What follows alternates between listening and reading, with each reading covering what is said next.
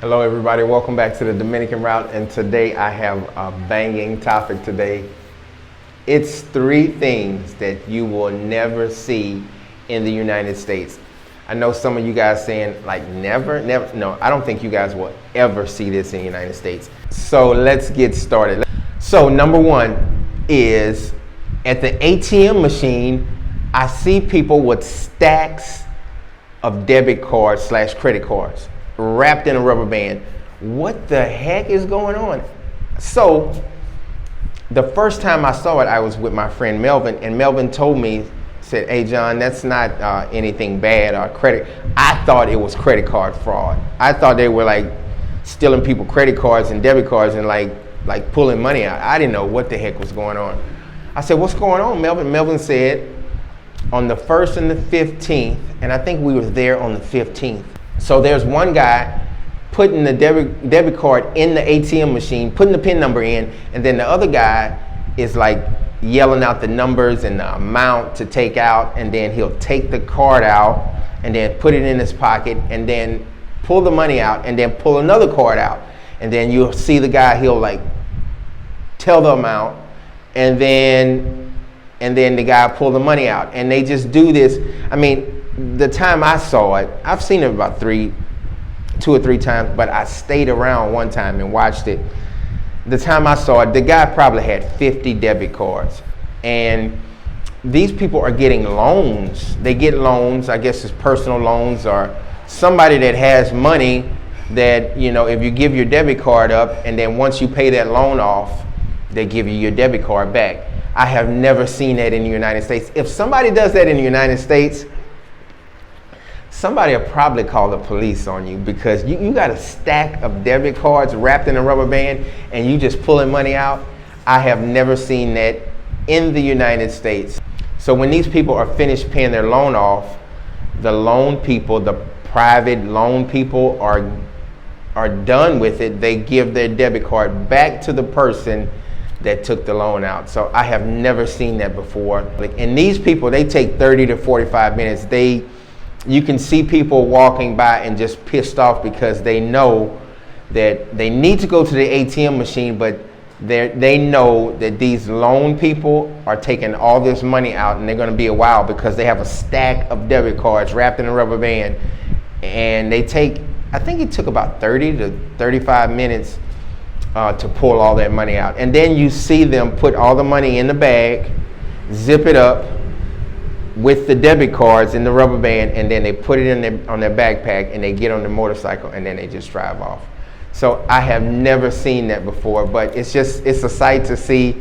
I know the Dominicans probably don't like that because they are hogging the ATM machine. And I just had to just sit there and watch it with my own eyes. But that's number 1. That is crazy. Let me know if you guys have ever seen that before in the United States, where people just have a stack of debit cards and pulling money out. That's number 1. Number two is police officers. They take tips. Of course, they don't just take tips like, "Hey, give me a tip, give me a tip, give me a tip." They don't do that. But if you need help from a police officer in the Dominican Republic, at the end of that help, you better be pulling out a tip, like 100 pesos or 200 pesos. I mean, I don't have any problem with the police officers, but I know my friends have always told me, always have 100 pesos to 200 pesos in your pocket so you can give it to the police officers if you need assistance, if you need directions. I'll give you one example. Melvin has El Piloto Tour, and the Dominicans that was in the van, they went through the checkpoints with no problem, but they would show their ID. But when I pulled my passport out, Melvin always told me to put 200 pesos in my passport, so they don't ask a whole bunch of questions and like, who are you and what are you doing here and all that stuff. Just slide the 200 pesos in the passport. And we went through about 4 checkpoints. So 200 pesos is about close to $4 in the United States. So do the math. It was so much smoother because when I came through, I would give them my passport, they would open my passport up, and they would take the 200 pesos out and stick it in their pocket. They would look at my face a couple times, and hand me my passport back, and we were on to the next checkpoint.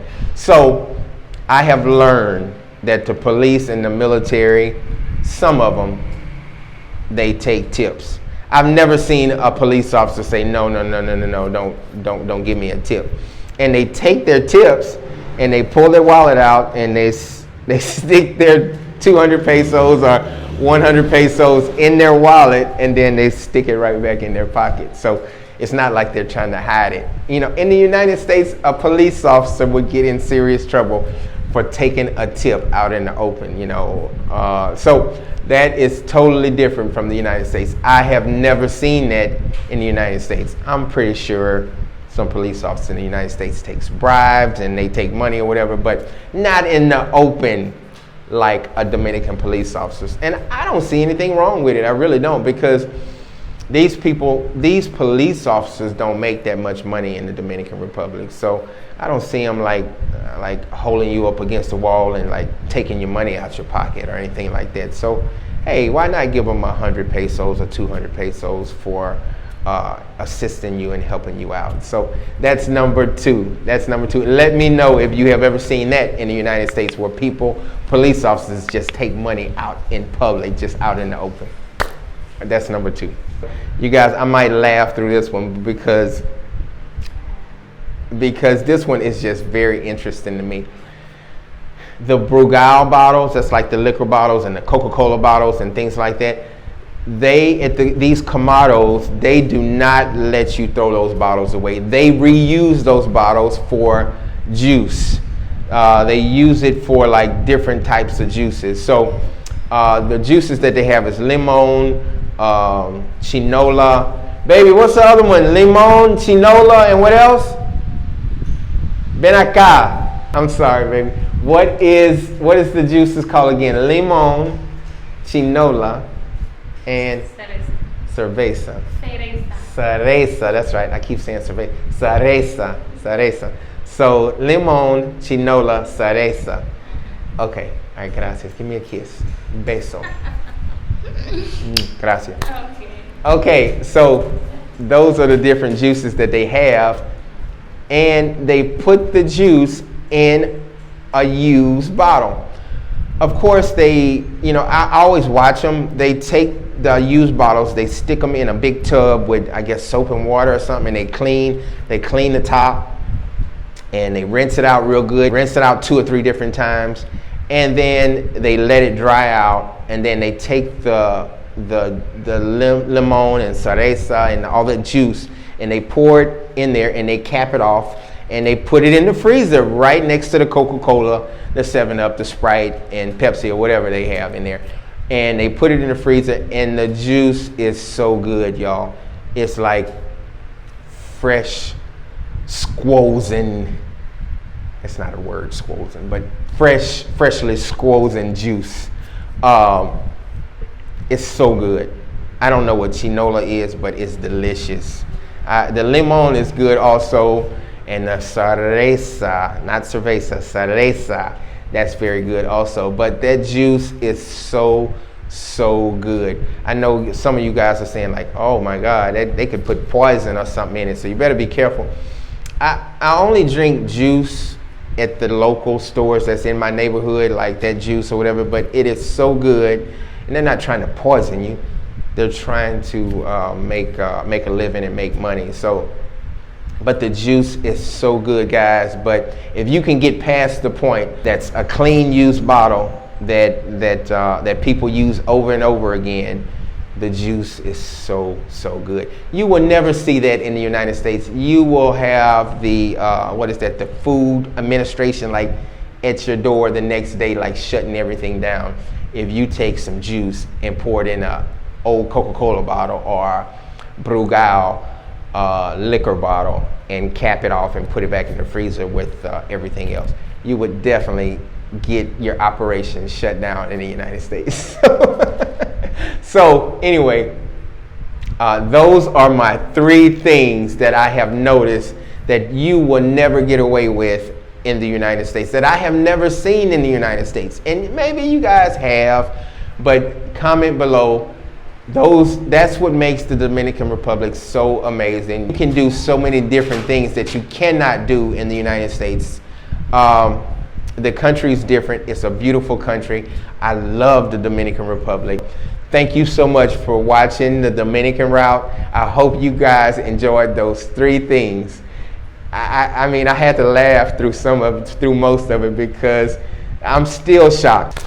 Thank y'all so much for watching the Dominican route. Don't forget to tell other people about it.